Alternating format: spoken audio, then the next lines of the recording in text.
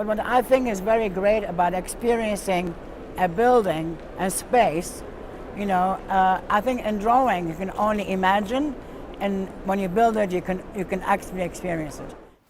Can an experience be merely confined to a physical building, or can we identify spaces through other mediums? In this artifact, I'll be trying to create a convincing VR experience of the University of Kent School of Architecture's Marlow building, and through research resurrecting the original purpose of the structure, using the two together to learn and generate a new studio design. The use of virtual reality as a realistic representation has been limited by the state of technology at that given time, often resulting in a lackluster outcome, creating a reputation of affecting eyesight and health, overall leaving consumers with a sour taste of the format. However, a key theme is found throughout all proposals, that being immersion. Virtual Boy, see it now in 3D. 2012 being the defining year for virtual reality with the Oculus Rift, providing for the first time an introduction to a photorealistic environment and a level of credibility to a once considered novelty.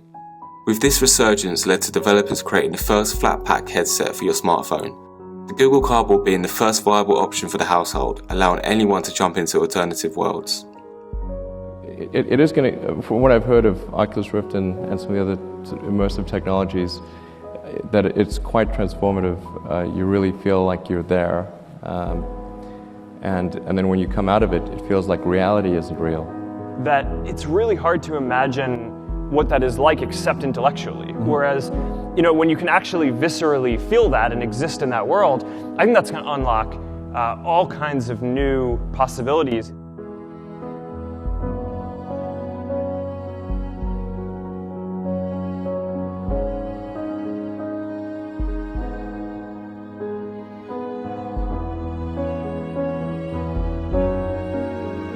To create a convincing representation of the 1964 physics laboratory, research in all senses were key. Finding materiality through pictures, using the course's guidelines as a description of the spaces, and to even using the existing evidence of walls to identify previous clues of the building's layout, all coming together to provide a depth of knowledge that can be used in the reconstruction process.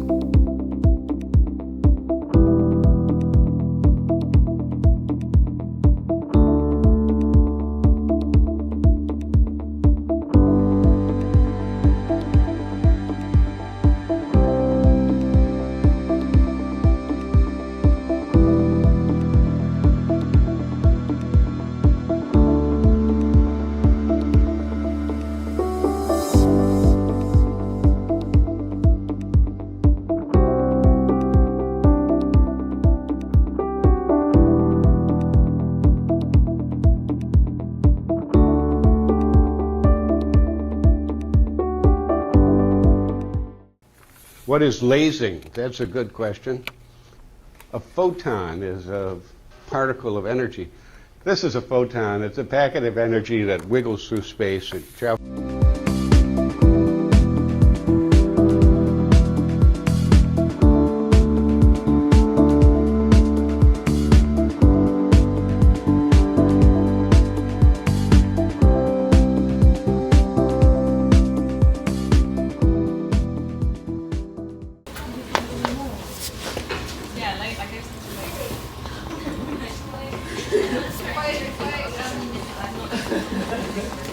From experience and the use of VR, we can identify issues with today's studio.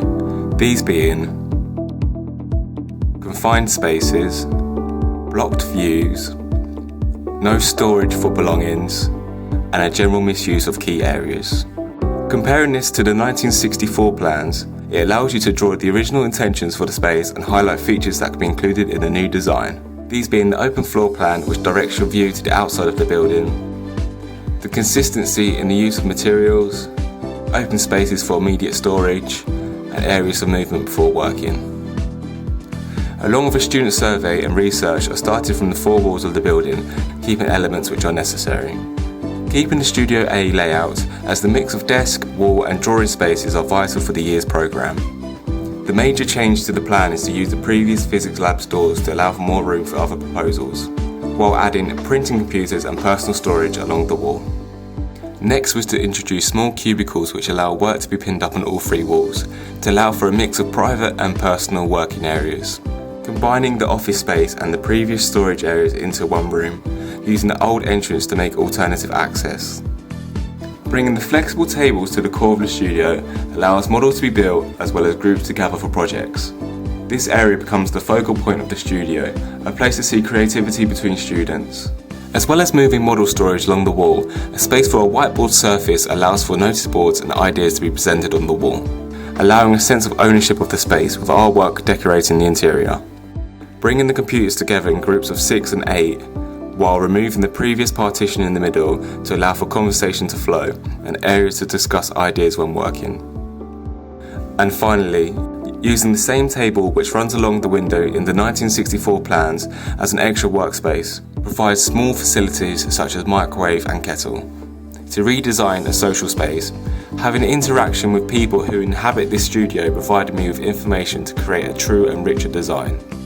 I asked the question, what 3 improvements would you like to see from the studio space? These were some of the answers. It would probably be nice to have like a personal cubicle space where you could put all your stuff in there without having to carry it back and forth. More group work areas where you can discuss your work and ideas with each other. More space for models. A sense of ownership of the studio. To gain a better understanding of the sense of space and routine, we should be exploring the views that the building offers. Personal space, inspirational views, kitchenette.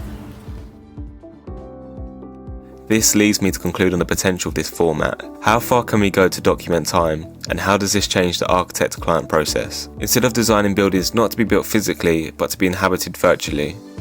This could possibly change the way we visit buildings today. If we was to have a far greater experience virtually from our own home, what would be the need to experience these spaces in real life?